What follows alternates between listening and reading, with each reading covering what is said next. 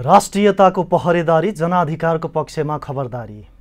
News Nepal टेलिभिजनको संवादमूलक कार्यक्रम शैक्षिक बहसमा सम्पूर्ण दर्शक महानुभावहरुमा हार्दिक नमस्कार। दर्शकवृन्द, कार्यक्रम शैक्षिक बहसको आजको यो विशेष श्रृङ्खलामा हामीले एकजना यस्तो व्यक्तिलाई निम्ताएका छौं।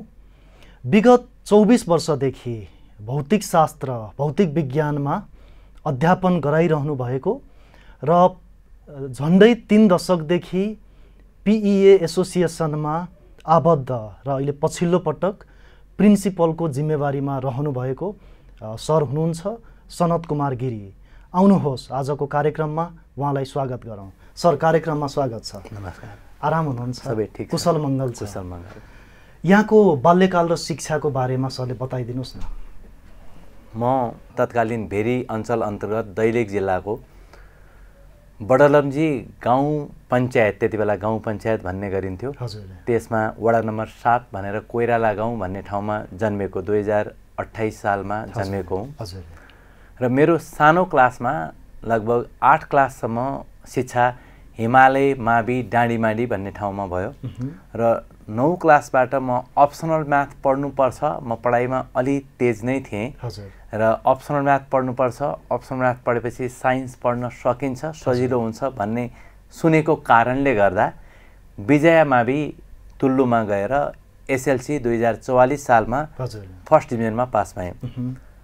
हाम्रो पालामा, मेरो पालामा, हाम्रो जिल्लाभरिमा 2 जना फर्स्ट डिभिजनमा पास भएको थियौँ। त्यसमा म र मेरो एकजना साथी, हामी दुईटै एउटै स्कुलबाट पढेको थियौँ र त्यति बेला 62% ल्याउँदाखेरि म जिल्लाभरिमा सबैभन्दा प्रथम भएको थिएँ 2044 सालमा। र त्यति बेला तत्कालीन जिल्ला पञ्चायतले पनि जिल्ला प्रथम भएको कारणले पुरस्कार दिएको थियो। त्यसपछि साइन्स पढ्ने त एमको कारणले गर्दा काठमाडौँ आएँ।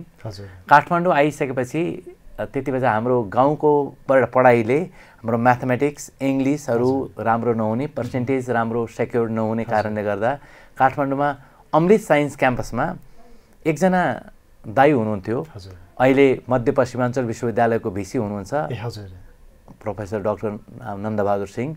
उहाँले एडमिसन गराइदिनु भयो। अमृत साइन्स क्याम्पसबाट आइएससी पढेँ। तर आइएससी मेरो राम्रै पर्सेन्टेजमा, त्यहाँ स्कुल कलेजकै टप विद्यार्थी मध्ये म पनि पढेको थिएँ। आइएससीमा मैले धेरै मेहनत गरेँ, राम्रै विद्यार्थी मध्ये पढेँ र आइएससी सिद्ध्याइसकेपछि पारिवारिक स्थिति, घरको इकोनोमिक स्थिति राम्रो नभएको कारणले मैले स्कुल टिचिङ गर्न सुरु गरेँ। मैले सुरु गरेको 2047 साल 47बाट स्कुल भिएस निकेतनमा स्कुल सुरु गरेको हो। त्यति बेलाबाट निरन्तर पढाइ पनि राखेको छु। स्कुल पढाएँ, बिएससी पढेँ, एमएससी पढेँ, त्यसपछि पढाउने काम सुरु भयो। यो अहिले पनि काठमाडौँले हेर्दाखेरि दैलेखलाई एउटा विकट जिल्लाको रूपमा, विकट ठाउँको रूपमा लिन्छ। त्यो खालको बुझाइ छ राजधानीबाट बाहिर फर्केर हेर्दाखेरि। यहाँ चाहिँ 28 सालमा जन्मिनुभयो, 44 सालमा एसएलसीमा राम्रो नतिजा ल्याएर पास गर्न सफल पनि हुनुभयो। अहिले झन्डै 30 वर्षदेखि अध्यापन क्षेत्रमा लागिरहँदाखेरि, प्राध्यापन क्षेत्रमा लागिरहँदाखेरि यो जिन्दगीको सङ्घर्ष, उतार चढाव, यो एउटा जुन यात्रा छ नि, कसरी लिनुहुन्छ यसलाई? हैन, मेरो केसमा त अहिलेको बच्चाहरूलाई मैले जहिले पनि भन्ने गर्छु, यु आर भेरी लकी। किन भन्दाखेरि तिमीलाई के गर्दा के हुन्छ भन्ने तिम्रो प्यारेन्ट्स पनि हुनुहुन्छ, तिम्रो टिचर पनि तिमी सँगसँगै छन् र तिम्रो सोसाइटी पनि छ। 3टा चिजले तिमीले के गर्दा के हुन्छ भन्ने कुरा यु क्यान डिसाइड। प्यारेन्ट्स, समाज पनि छ, समाजमा उसले देखेको छ के गर्दा के हुन्छ भन्ने कुरा सबै देखेको छ। तर हाम्रो पालामा हामीले डिसाइड गर्दाखेरि के गर्ने भन्ने कुरा थाहा थिएन। मलाई लाग्छ कि कतिजना साथीहरू, हामीसँगै पढ्ने साथीहरू इन्जिनियरिङको एन्ट्रान्स दिन जानुभयो, मलाई पनि जाउँ भन्ने गर्नुहुन्थ्यो। मैले त्यतातिर सोचै राखेन। मैले मात्रै +2 पढी, आइएससी पढिसकेपछि अब बिएससी एमएससी पढ्ने, टिचर बन्ने भन्ने एउटा मात्र एम राखेँ। अब त्यो डिसिजन ठिक थियो वा ठिक थिएन त्यो त बेग्लै कुरा हो। तर जुन चिजले मलाई अहिले जुन सम्मान दिएको छ, जुन मेरो परिचय दिएको छ, साथीभाइहरू र समाजमा धेरै ठुलो नम्बर अफ स्टुडेन्टले मलाई चिन्छन्, राम्रै मान्ने हुनाले I am satisfied in this fact. तर अहिले भन्दाखेरि के हो भने समाजमा टिचरले पाउने सम्मानभन्दा अरू फिल्डका मान्छेले पाउने सम्मानलाई देखेर हाम्रो समाजले शिक्षालाई राम्रो रेकग्नाइज गर्न सकेको छैन भन्ने कुरा जानकारी हुन्छ, यसमा अवगत हुन्छ। र जबसम्म जुन समाजमा शिक्षकलाई र शिक्षा प्रदान गर्ने मान्छे जुन प्रोफेसनल मान्छे छ त्यसलाई सम्मान गर्नुपर्छ, राज्यले सम्मान गर्नुपर्छ, राज्यले रेकग्नाइज गर्नुपर्छ, त्यसपछि मात्रै त्यसले दिने प्रडक्टहरू, त्यसले दिने आउटपुट राम्रो हुन्छ। यहाँ दैलेखमा जन्मिनुभयो, यहाँको पिताजी उच्च शिक्षा अध्ययन नगरे पनि पढाउनुपर्छ, पढ्नुपर्छ बालबालिकाले भन्ने त्यो खालको संस्कारबाट यहाँ हुर्किनुभयो। पढाइमा सानैदेखि असाध्यै अब्बल, पिताजी अथवा परिवारबाट छोरालाई डक्टर बनाउनुपर्छ, इन्जिनियर बनाउनुपर्छ, हाम्रो समाजमा छ नि ठुलो मान्छे भनेकै डक्टर, इन्जिनियर, पाइलट भन्ने, त्यो खालको दबाब अथवा सुझावहरू आएन? दबाब भन्दा पनि सुझाव त आउने स्वाभाविकै हो। हजुर। तर त्यो बन्नको लागि पनि त्यति बेलाको स्थितिमा मसँग फाइनेन्सियली त्यस्तो सपोर्ट थिएन। म आइएससी पढ्दाखेरि अब त्यति बेलाको कुरा हो, पैसा दिने अवस्था 1000 रुपियाँ लाग्थ्यो। मैले आइएससी पढ्दाखेरि 21 रुपियाँ फी तिरेर पढेको हो। म कहिलेकाहीँ आजकल बच्चाहरूलाई भन्ने गर्छु, you are very lucky that your parents is providing so much facilities, भने why not to use that facilities, किन त्यसबाट बेस्ट नगर्ने? त्यसकारण जब हाम्रो अवस्था, हाम्रो त्यति बेलाको अवस्था थिएन, हामीले जे गर्न खोज्यौँ, अब जे गर्नु पर्थ्यो आफ्नै इफोर्टले गर्नुपर्ने हुनाले त्यो सोच नै राखिएन। किन भन्दाखेरि मसँग डक्टर पढ्दाखेरि एन्ट्रान्स दिनु पर्यो, त्यसको लागि तयारी गर्नु पर्यो, त्यसको लागि अब त्यति बेला त पर्सेन्टेजको पनि काउन्ट हुन्थ्यो, अहिले जस्तो 100% एन्ट्रान्स थिएन, पर्सेन्टेजको पनि काउन्ट हुने हुनाले पर्सेन्टेज प्लस एन्ट्रान्स दुइटै हेर्ने गरिन्थ्यो। एन्ट्रान्समा पनि अहिले जस्तो मोडिफाइड सिस्टम थिएन, त्यति बेला कति क्वेसन्सहरू किताबकै क्वेसन्सहरू राख्ने गर्थ्यो, एमसिक्यू त हो तर किताबकै क्वेसन अलिअलि सल्भ गर्नुपर्ने प्रकारकै क्वेसन हुने गर्थ्यो। तर त्यतातिर मैले ट्राई नै गरेन। किन गरेन भन्दाखेरि मेरो स्थिति त्यति थिएन, अथवा मैले सोचेन, अथवा मलाई त्यति बेला मान्छेले सजेसन यसो गर्दा पनि हुन्छ है, यो पनि विकल्प छ भन्ने नदिएको कारणले मेरो एउटै मात्र लक्ष्य के भयो भने आइएससी सिद्ध्याउने, टिचर बन्ने, अनि आफ्नो खर्च जुटाएर बिएससी एमएससी अब जे पढ्नु छ पढ्ने, त्यति मात्र सोच भएको हुनाले अरूतिर जाँदै गइएन।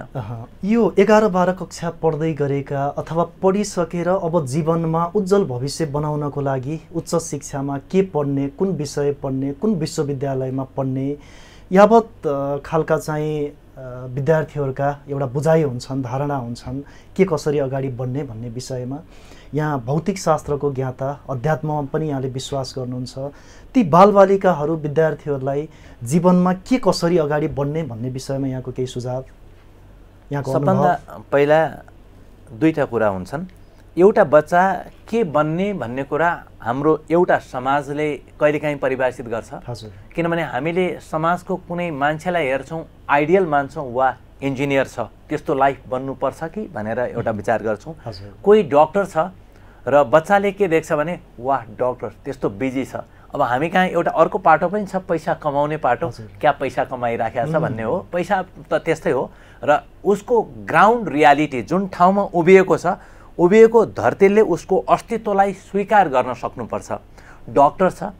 अब अहिले एउटा अर्को पाटो पनि हुन्थ्यो, पोलिटिसियनको पाटो, तर पोलिटिसियनलाई समाजका धेरै मान्छेले त्यति सम्मानजनक तरिकाले हेर्ने गर्दैनन्, सबैले हेर्ने गर्दैनन्। उनीहरूको निश्चित कार्यकर्ताले हेर्ने गर्लान्, तर सबैले हेर्दाखेरि पोलिटिसियनलाई अलि त्यति राम्रो मान्ने गरिँदैन। र अर्को एउटा कुरा, कुनै एडमिनिस्ट्रेटर छ र उसको लाइफ देखेर बच्चाले त्यो पनि बन्छु भन्ने हुनसक्छ। अब बच्चा 3-4वटा प्यारामिटर्स, यो सोसाइटीको प्यारामिटर भयो। दोस्रो प्यारेन्ट्सको प्यारामिटर हुन्छ। एउटा प्यारेन्ट्सले आफ्नो बच्चा कस्तो बनोस् भनेर एउटा ड्रिम राखेको हुन्छ। मेरो बच्चा डक्टर बनोस्, वा इन्जिनियर बनोस्, अथवा चार्टर्ड एकाउन्टेन्ट बनोस्, अथवा प्रोफेसनल आइटी एक्सपर्ट बनोस्, केही सोचेको हुन्छ। त्यसकारण बच्चालाई त्यही अनुसार प्यारेन्ट्सले उसलाई मोटिभेट गरिराखेको हुन्छ, सानैदेखि इन्करेज गरिराखेको हुन्छ, तिमी यस्तो बन्नुपर्छ भनेर भनिरहेको हुन्छ। त्यो अर्को प्यारामिटर भयो। र तेस्रो प्यारामिटर, स्कुलमा जाँदाखेरि उसले साथीभाइको कुरा सुन्छ, टिचरको कुरा सुन्छ, हो यस्तो बन्दा पो लाइफ रहेछ। उसले क्लासमा टेक्स्ट बुकहरूमा विभिन्न मान्छेका जीवनी सुन्छ, देख्छ, पढ्छ। ओ मान्छे त यस्तो पो गर्नुपर्दो रहेछ। त्यसकारण उसको दिमागमा सबभन्दा बढी कुन चिजले इन्फ्लुएन्स गर्यो, प्रभाव पार्यो, बच्चाले त्यो बन्न खोज्ने हो। र बच्चाको ओरिएन्टेसनले पनि हामीले चाहेर हुँदैन, 3-4वटा फ्याक्टर्सहरूले बच्चालाई सबभन्दा बढी कसले प्रभावित गर्यो, बच्चा त्यही बन्न खोज्ने हो लाइफमा। 30 वर्ष अगाडि अध्यापन गराउने क्रममा त्यो समयमा र आजका दिनमा यहाँले सयौं, हजारौं, लाखौं विद्यार्थीहरूलाई पढाउनु भयो। लाखौं विद्यार्थीको मनोविज्ञान, मनोभावना कुनै न कुनै हिसाबले नजिकैबाट बुझ्ने, निहाल्ने मौका पनि पाउनुभयो। यो पुरानो पुस्ताभन्दा जति पछाडि हुँदै गयो, अहिले पछिल्लो पुस्तामा मेहनत गर्ने त्यो कम हुँदै गएको हो अथवा हाम्रो बुझाइ त्यस्तो हो? होइन, त्यहाँ दुईटा कुरा छन्। अहिले एउटा कुरा त एउटा वर्ग, एउटा राम्रै वर्ग बच्चाहरू छन्, दे आर भेरी गुड। हामीले जानेको भन्दा पनि अहिले उनीहरूले धेरै नै जानेका छन्। सबभन्दा ठुलो कुरा एक्सपिरियन्सको कुराले कहिलेकाहीँ मलाई पनि खटेको छ। सुरुमा मलाई लाग्थ्यो कि सबै बच्चालाई, जस्तोसुकै बच्चालाई पनि पढाउन सकिन्छ, बच्चा क्लासमा बसेपछि पढाउन सकिन्छ जस्तो लाग्थ्यो। त्यो होइन रहेछ। बच्चा पढ्न खोज्नु पनि पर्यो। टिचर भनेको त त्यसलाई स्टिमुलेट गर्ने हो, त्यसलाई इन्करेज गर्ने हो, बाटो देखाउने हो। बाटो देखाइसकेपछि जाने ठाउँ त गन्तव्य त उसले आफै खोज्ने हो। त्यसकारण बच्चा के बन्न खोजिराखेको छ, बच्चाले के गर्न खोजिरहेको छ, त्यो पनि लेभल अनुसार हुन्छ। अब मैले स्टार्ट गरेको 3-4 क्लासबाट पढाउन सुरु गरेको हो र मैले बुझेको हामीले यो बिचको एजको बच्चालाई पढाउँछौँ र बिचको एजको बच्चा कस्तो हुँदो रहेछ भने न धेरै म्याच्योर्ड छ, न धेरै अगाडि सानो लेभलकै छ। सानो लेभलको भएको भए उसलाई इन्करेज गरेर, मोटिभेट गरेर हाम्रो लाइनतिर निकाल्न सकिन्छ कि भन्ने पनि हुन्थ्यो। अब धेरै म्याच्योर्ड भएको छ भने उसले आफै डिसाइड गरिसकेको हुन्थ्यो। तर हामी अब बिचको पढाइराखेका छौँ भने यो बच्चालाई इन्करेज गर्ने हो, एक्जाम्पल दिने हो र बच्चाको विश्वासलाई तिमीले पनि आफूलाई विश्वास गर्न सिक्नुपर्छ, सेल्फ मोटिभेटेड हुनुपर्छ। तिमीले म के गर्दैछु, किन गर्दैछु भन्ने कुरा थाहा पाउनुपर्छ। जस्तै म पिएमा छु र पिइएले ओन्ली इन्जिनियरिङ एन्ट्रान्सको लागि पढाउँछ। इन्जिनियरिङ एन्ट्रान्स भनेको म कहाँ आउने बच्चालाई हामीले के विचार गर्छौँ भने यो इन्जिनियर बन्नको लागि मात्र आएको छ, इन्जिनियर बन्छु भनेर डिसाइड गरेर आएको छ भनेर बुझ्छौँ भने हामीले त्यही अनुसारको प्रिपेयर गर्छौँ। अब +2 को बच्चालाई पढाउनु पर्यो भने सबै बच्चा इन्जिनियर अर डक्टर बन्ने होइन। कोही साइन्समै रिसर्च गर्छु भन्ला, कोही साइन्स +2 सम्म पढ्छु, माथि मेरो क्यारियर यतातिर बनाउँछु, अर्को फिल्डमा बनाउँछु भन्न सक्छ। त्यसकारण बच्चालाई जे इन्ट्रेस्ट छ, तर त्यो लेभल पढिसकेपछि कम्तीमा फन्डामेन्टल चिज जानेको हुनुपर्छ। र अहिलेको बच्चा कस्तो भयो भने एउटा वर्ग त धेरै नै राम्रो भयो, अर्को एउटा वर्ग छ उसँग टाइम छैन। अब अहिले हेऱ्यो भने हुन त मोबाइल यस्ता चिजहरूले बच्चालाई धेरै समय अनप्रोडक्टिभ वर्कमा बिताइराखेका छन्, जसले गर्दा बच्चा प्रोडक्टिभ वर्कमा अथवा लर्निङ फेजमा लर्निङ टाइम उसको लागि कम छ र उसले कम सिक्ने कारण यो भयो। यहाँले अघि जुन बालबालिकाको क्षमताको कुरा गर्नुभयो, हरेक बालबालिकामा अथवा हरेक व्यक्तिमा कुनै न कुनै क्षमता त पक्कै हुन्छ। तर पढाइको अथवा शिक्षाको कुरा गर्दाखेरि हाम्रो विश्वविद्यालयको, अझ विश्वविद्यालयमा जानुभन्दा पहिले स्कुल लेभलमा अथवा 11-12 कक्षा पढ्दै गर्दा शिक्षा व्यवहारिक छैन, सैद्धान्तिक छ र विद्यार्थीले पाउने जुन शैक्षिक प्रमाणपत्र हुन्छन् त्यसमा बढीभन्दा बढी अङ्क ल्याउनको लागि विद्यार्थीलाई दबाब दिइन्छ। यो खालको शिक्षाले विद्यार्थीमा जुन मनोविज्ञानमा कस्तो खालको असर गर्छ र समग्रमा कता लैजान्छ, यहाँको बुझाइ? यो कुरा नै खराब हो। अहिले त त्यस्तो छैन, किनभने अहिले एउटा बच्चा अहिले ग्रेडिङ अनुसार जो बच्चा पास भयो भने उसले एन्ट्रान्स मेडिकलको पनि दिन मिल्ने भयो, इन्जिनियरिङको दिन मिल्ने भयो, सबै दिन मिल्ने भयो। त्यसकारण ए ग्रेड ल्याएको अथवा 4 मा 4 जिपिए ल्याएको विद्यार्थी भन्दा 2.2 जिपिए ल्याएको, 2.4 जिपिए ल्याएको विद्यार्थीले राम्रो गर्न सक्ने सम्भावना भयो। अहिले त त्यो छैन र पर्सेन्टेजलाई मात्रै ठुलो मार्क मानिँदैन। तर यो कुराले बडा इम्पोर्टेन्ट के रोल राख्छ भने हाम्रो टिचिङ लर्निङमा अलिकति डिफेक्टिभ के छ भने हामीले पढाउँदाखेरि नै इम्पोर्टेन्ट छ भनेर पढाउने बानी छ। टिचरको बानी पनि त्यो छ, किनभने टिचर विद्यार्थी पास भयो भने टिचरको क्रेडिट अब मेरो विद्यार्थी धेरै पास भयो भन्ने पनि भएको कारणले गर्दा हामी अब पास बनाउने भन्दा पनि सिकाउने कुरातिर जानु पर्यो। अब +2 को एजुकेसन त सैद्धान्तिकै एजुकेसन हो, त्यसमा व्यावहारिक गर्न खोजेको पनि होइन, त्यसलाई बेसिक एजुकेसन हो, फन्डामेन्टल स्कुल एजुकेसन भनेकै छ, स्कुल लेभल हो। त्यो लेभल क्रस गरिसकेपछि त्यो बच्चा टेक्निकल फिल्डमा जानलाई इलिजिबल छ कि छैन भनेर टेस्ट गर्ने कुरा एन्ट्रान्स भइहाल्यो। त्यसले एन्ट्रान्सले टेस्ट गर्छ अनि इलिजिबल छ भने त्यसलाई एन्ट्रान्स लिइसकेपछि जान सक्ने भयो, इलिजिबल छैन भने तिमी कि त अपग्रेड गरेर आऊ कि त नपढ है, यो लेभल पढ्न लायक छैनौ भन्ने नै भयो। त्यसकारण अपग्रेड गर्नलाई अर्को पालि उसले फेरि पढेर तयारी गरेर आउनुपर्ने भयो, त्यो एन्ट्रान्सको लागि कुरा भयो। र अब अहिलेको हामीलाई यहाँनिर कुरा के हुन्छ भने हाम्रो पढाइ लेखाइमा पनि अलिकति डिफेक्टिभ छ कि जस्तो लाग्छ। हाम्रो टिचर्सहरू हामीले पढाउने तरिका भनेको बच्चालाई बुझाउने भन्दा पनि बच्चालाई किताबमा लेखेका कुरा जस्ताको तस्तै लेख्छौँ र किताब पनि विदेशी राइटरको किताबमा रिसर्च एप्रोचमा छन्, हाम्रो किताबहरूमा कपी गरेको कारणले कपी पेस्ट छ, आधा आधा कपी गर्छौँ जसले गर्दा कन्ठै गर्नुपर्ने जस्तो देखिन्छ बच्चालाई पनि, त्यसले गर्दा अलिकति लर्निङ डिफेक्ट छ।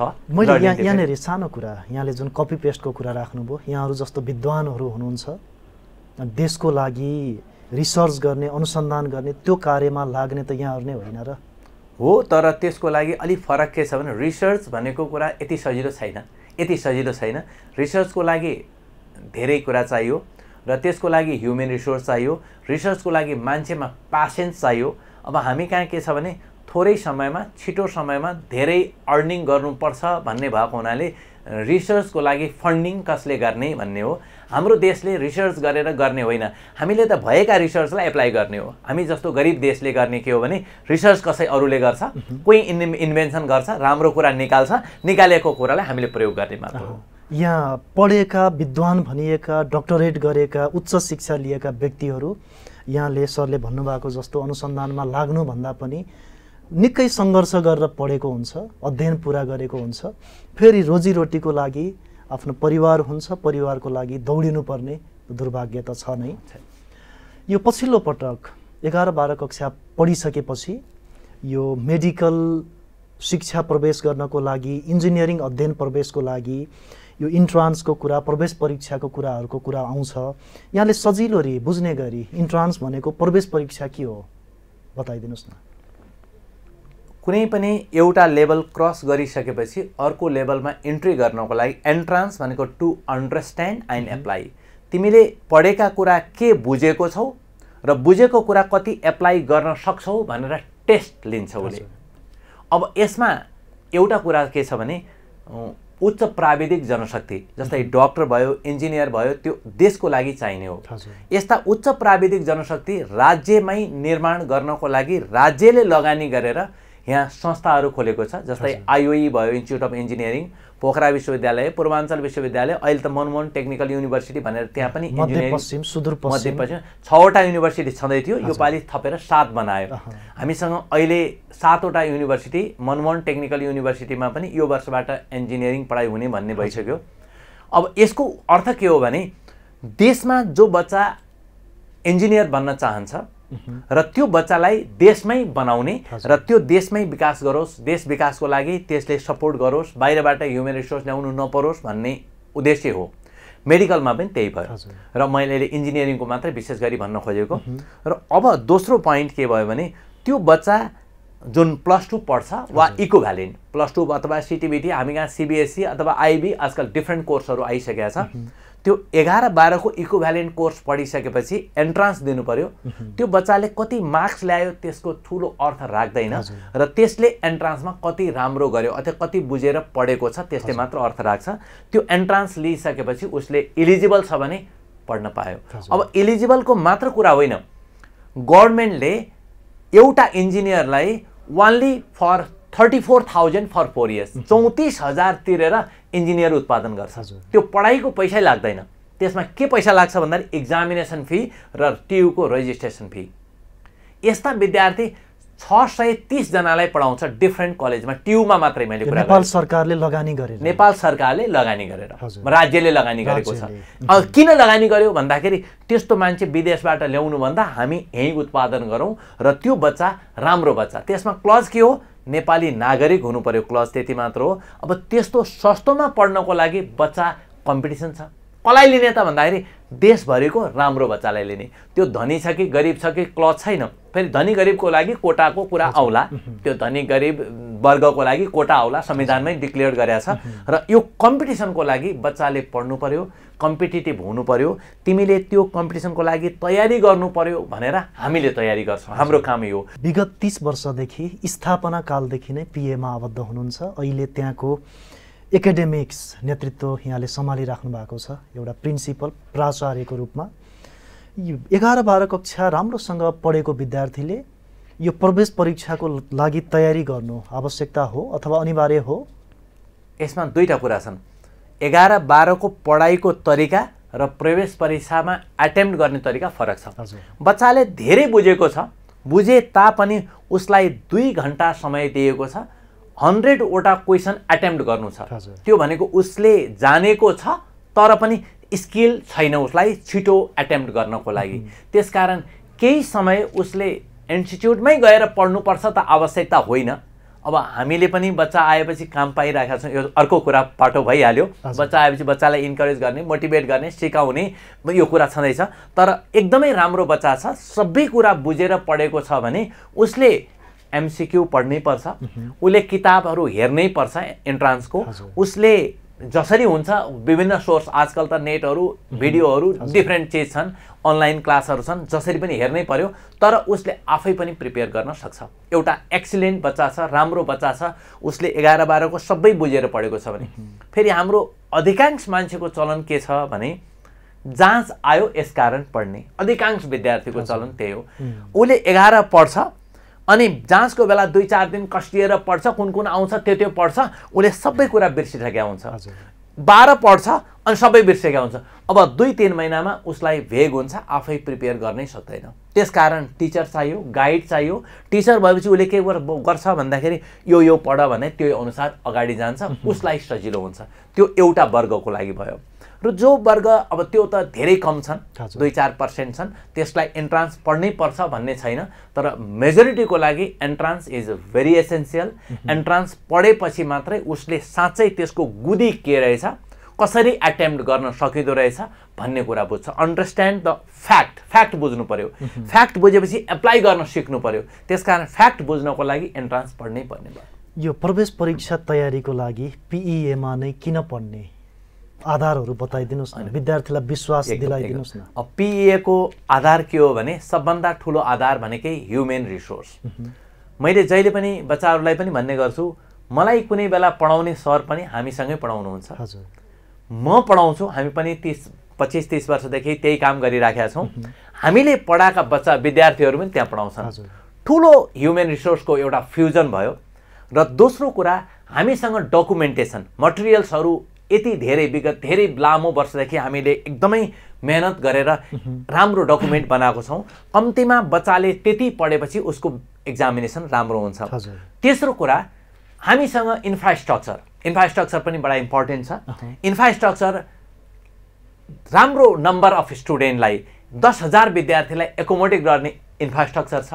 एकै पटकमा पढाउन सक्छौँ हामी एक सिजनमा 2 शिफ्टमा गरेर 10,000 स्टुडेन्टलाई एकोमोडेट गर्न सक्छौँ। त्यसकारण राम्रो ह्युमन इन्फ्रास्ट्रक्चर छ। त्यसकारण बच्चाले त्यहाँ पढ्नु पर्यो। र उसलाई हामीले भिडियो अनलाइनको यदि बच्चालाई इन्ट्रेस्ट छ अनलाइन पनि लिन्छु भन्यो भने पिए मेन्टर मार्फत उसले भिडियो पनि हेर्न सक्छ।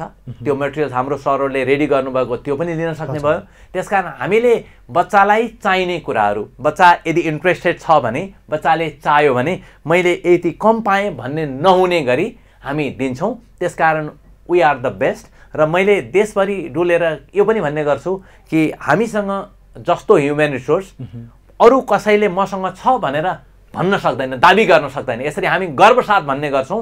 र हाम्रो ह्युमन रिसोर्स भनेको हाम्रो गर्व हो। र हाम्रो सबभन्दा ठुलो गर्व भनेकै हामीसँग भएको टिचर्स, फ्याकल्टिजहरू, हामीसँग भएका रिसोर्सेसहरू हाम्रो गर्व हुन्। र त्यसकारण we are the best for the country.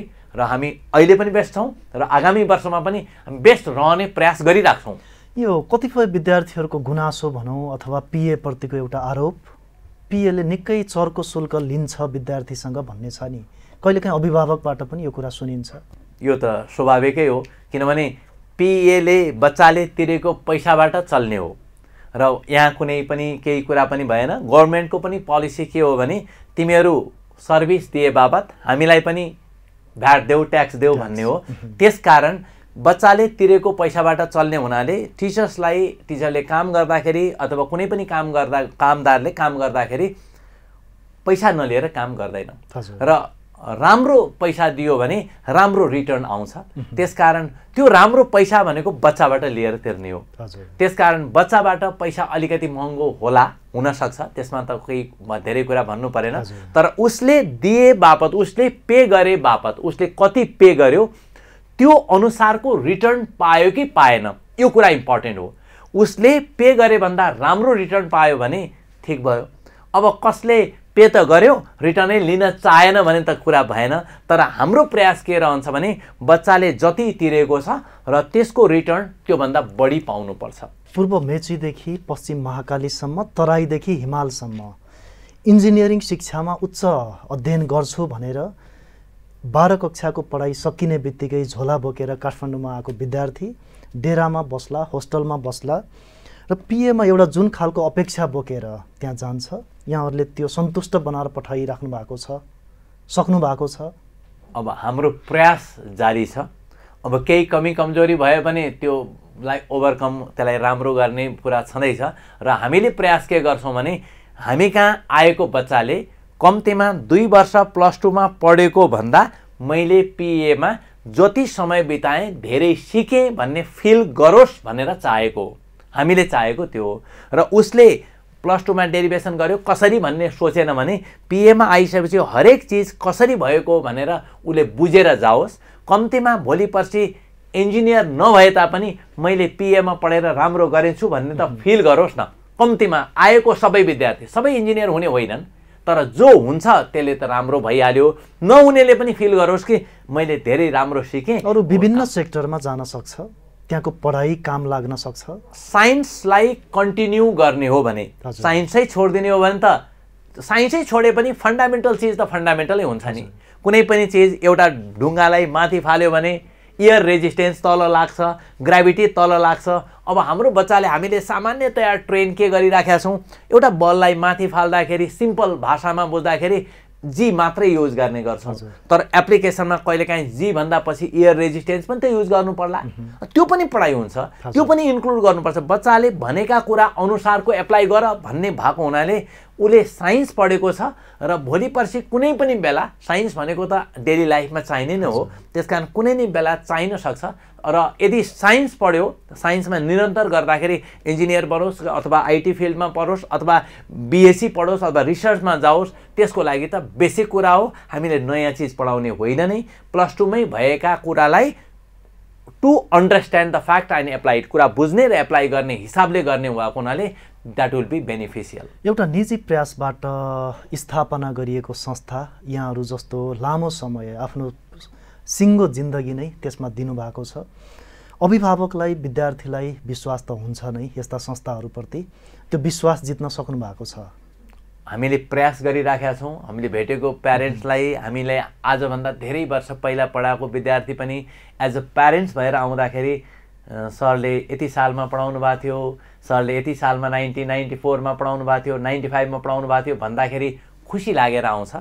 त्यसकारण यो बच्चाले, जो प्यारेन्ट्स हामी कहाँ पढेर गइसक्नु भएको छ, जो इन्जिनियर हुनुभएको छ, अलमोस्ट अल इन्जिनियर हुनुभएको छ, उहाँहरूले हामीलाई विश्वास गर्नुहुन्छ।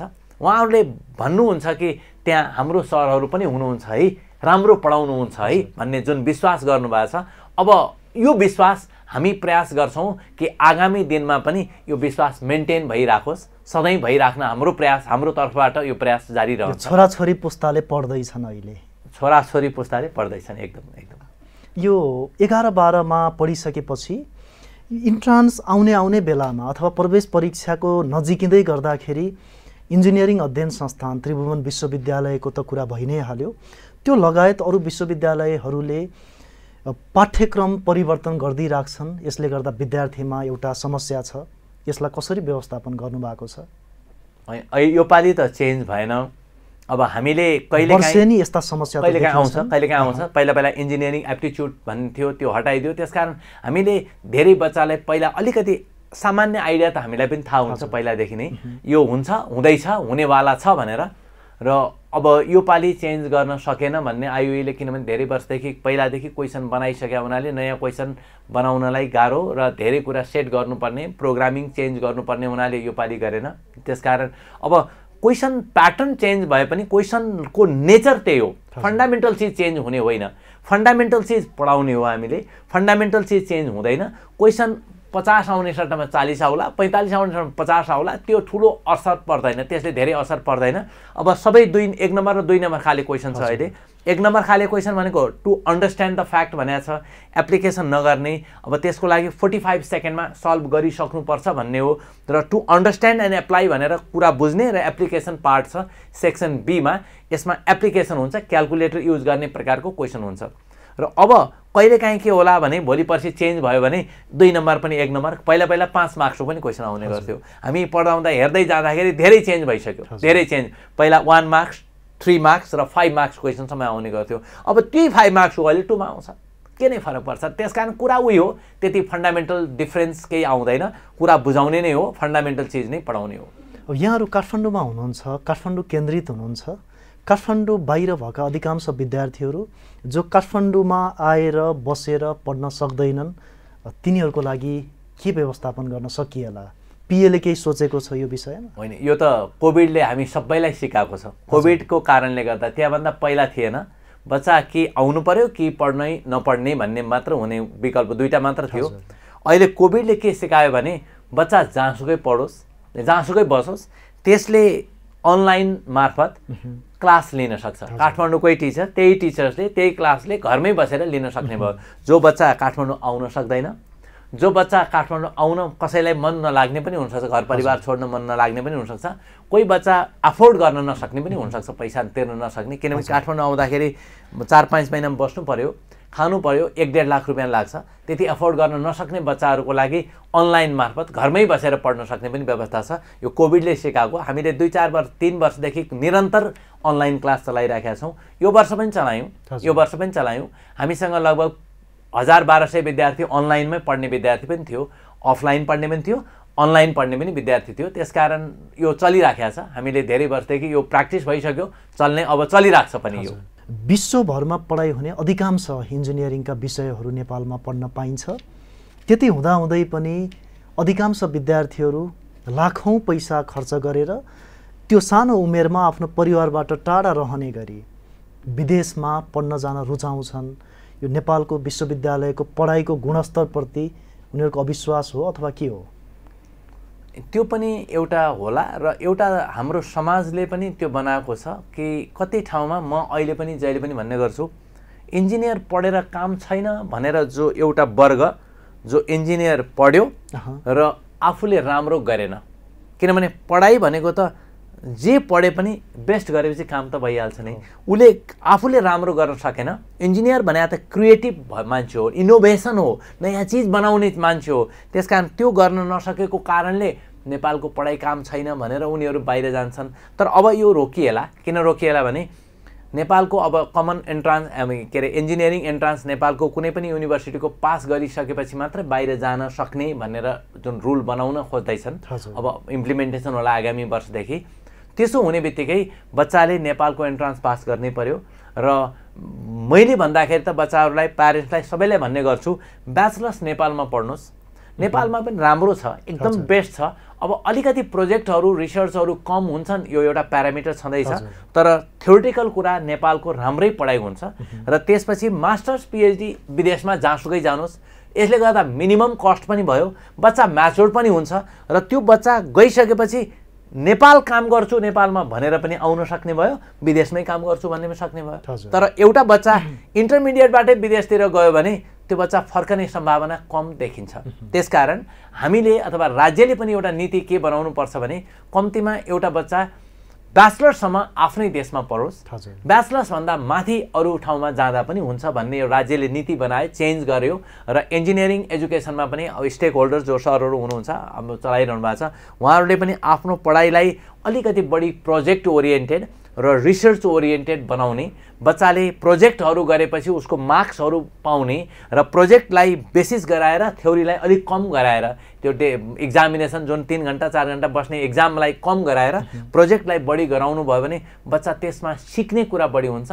जब बच्चा सिकेपछि उसले लाइफमा केही न केही गरिहाल्छ। त्यसकारण नेपालको एजुकेसन कम छ भन्ने कसैले पनि भन्दैन। नेपालका विश्वविद्यालय र विशेष गरी प्राविधिक शिक्षा, इन्जिनियरिङ शिक्षा गुणस्तरीय छ, संसारमा बिग्ने खालको छ। अब हाम्रै बच्चाहरू यहाँबाट गएर युरोप अमेरिकातिर टप गरिराखेका छन् भने त नबिग्ने त प्रश्नै उठेन नि। अलिकति कमजोर पाटो भनेकै यहाँ थ्योरिटिकल बढी पढाइ हुन्छ, प्र्याक्टिकल पढाइ गर्नको लागि अथवा फिल्डमै गएर काम गर्नुपर्छ भन्ने हो। अब त्यो उहाँहरू सरहरू जो हुनुहुन्छ त्यो फिल्डमा बस्नु भएको छ, जसले जिम्मा लिएर बस्नु भएको छ, उहाँहरूलाई बच्चाले कम्तीमा पढ्दै कम्तीमा 40% थ्योरिटिकल 60% प्र्याक्टिकल कामतिर गऱ्यो भने बच्चाले धेरै सिक्ने अवसर पाउँथ्यो। 50-50 गरे पनि हुन्छ र बच्चाले कम्तीमा पढ्दै म यो गर्न सक्छु भन्ने उसमा विश्वास त हुनु पर्यो नि। पढ्दै केही पनि थाहा भएन म पढेको हो कि होइन कन्फ्युज हो, इन्जिनियर हो कि होइन कन्फ्युज भयो भने त अलिक समस्या भयो, एजुकेसनको अलिक समस्या भयो। त्यसकारण त्यो थ्योरिटिकल बढी भएको हुनाले अलिक समस्या हो। तर हाम्रो बच्चा संसारमै राम्रो गरेको छन्, यहाँबाट पढेर गएको बच्चा विश्वभरि एकदम राम्रो गरेको हुनाले यो त हामीले पनि गर्व गर्नुपर्छ। मेहनत गुणस्तरीय छ, मेहनत गर्न सिकाउँछ, बच्चालाई सिकाउँछ केही न केही कुरा। अब प्र्याक्टिकल कुरा त उसले सिकिहाल्छ, थ्योरिटिकल कुरा नलेज छ भने उसले प्र्याक्टिकल केही समयमा सिकिहाल्छ, छोटो समयमै सिक्छ। अहिले नेपालका विभिन्न शैक्षिक संस्थाहरूमा लाखौँ विद्यार्थीहरू विज्ञान विषय लिएर 11-12 कक्षामा अध्ययन गर्दैछन्। विशेष गरी उच्च शिक्षा इन्जिनियरिङ पढ्छु भन्ने जुन विद्यार्थीको सोच हुन्छ, ती आम विद्यार्थीहरूलाई के भन्न चाहनुहुन्छ?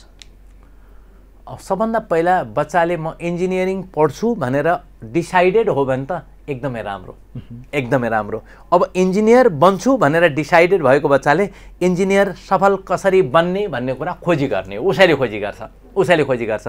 त्यसपछि उसले कहाँ पढाइ हुन्छ, कुन इन्जिनियर बन्ने, कुन ठाउँमा मैले बेस्ट एक्सप्लोर गर्न सक्छु, त्यो इन्जिनियर बन्नलाई कसरी इन्ट्री गर्न सक्छु, इन्ट्री गर्नको लागि बाटो के हो, अहिले कसरी पढ्ने उसले आफै खोज्छ। र समस्या कुनमा हो भने साइन्स त पढिदियो इन्जिनियर भइहालिन्छ कि भनेर पढ्यो भने त्यस्तो बच्चालाई समस्या हो। जो अलरेडी डिसाइडेड छ उसले आफै खोज्छ। अहिले यति धेरै एक्सपोजर भएको बेला उसले कहाँ सम्भावना छन् भनेर सबै खोज्ने भयो। र जो बच्चा डिसाइडेड छैन तर इन्जिनियर बन्छु कि भनेर साइन्स फिजिकल ग्रुपमा इनरोल गर्यो अथवा म्याथमेटिक्स लिएर इनरोल गर्यो र पछि इन्जिनियर बन्दा पनि ठिकै होला त भनेर पढेको छ भने त्यस्तो बच्चालाई कन्भिन्स गर्नु पर्यो, मोटिभेट गर्नु पर्यो, पढ्नु पर्छ भन्ने फिल गराउनु पर्यो। इन्जिनियरिङ मेडिकल टेक्निकल फिल्ड भनेको पढेर जानेको नलेजलाई आफ्नो प्र्याक्टिसमा एप्लाई गर्ने कुरा हो। त्यसकारण अहिले त हामी +2 पछि पढाउने भनेको त +2 पछि बाटो देखाउने एउटा इन्ट्री बाटो खोल्ने मात्र कुरा हो, त्यो फन्डामेन्टल साइन्स पढाउने हो। त्यसपछि जो अब जब इन्जिनियर बन्छ, इन्जिनियर बन्दाखेरि उसले के विचार गर्नुपर्छ भने मैले 4 वर्षमा इन्जिनियरिङ पढ्दा के गर्न सक्छु, त्यसपछि मास्टर्स पढ्छ, पिएचडी गर्छ, त्यसमै रिसर्च गर्छ, खोजी गर्छ, उसले नयाँ काम गर्दै जान्छ। उसको क्यारियर भनेकै त्यही फिल्डमा बनाउन जान्छ। अभिभावकको भूमिका त अहिलेको बच्चालाई कम्तीमा बुझेर पढेको पढै गर भन्दा पनि हरेक चिज बुझेर पढ। र सबभन्दा ठुलो कुरा के हो भने एटिच्युडको कुरा पनि हो। बच्चाको एटिच्युड पोजिटिभ हुनुपर्छ। बच्चा एटिच्युड पोजिटिभको साथ लर्निङ एटिच्युड भयो भने त्यो बच्चा सफल हुन्छ। त्यसमा कोही गुन्जाइस क्वेसन मार्क्स गर्नै पर्दैन। एटिच्युड पोजिटिभ र प्यारेन्ट्सले बच्चालाई इन्करेज मात्र गर्ने हो। हामीले बच्चालाई डिस्करेज कहिले पनि गर्ने होइन। बच्चालाई तिमी सक्छौ, तिमी गर्न सक्छौ, तिम्रो कमी यहाँ भएको छ, त्यो कमीलाई ओभरकम गर। हाम्रो सहिले पनि काम के हो भने बच्चालाई इन्करेज गर्ने र कहाँ अलिकति मिस्टेक भयो, बाटो बिराइराखेको छ भने यो सही बाटो यो है भनेर देखाउने मात्र हो। प्यारेन्ट्सले बच्चालाई इन्करेज गर्नु पर्यो।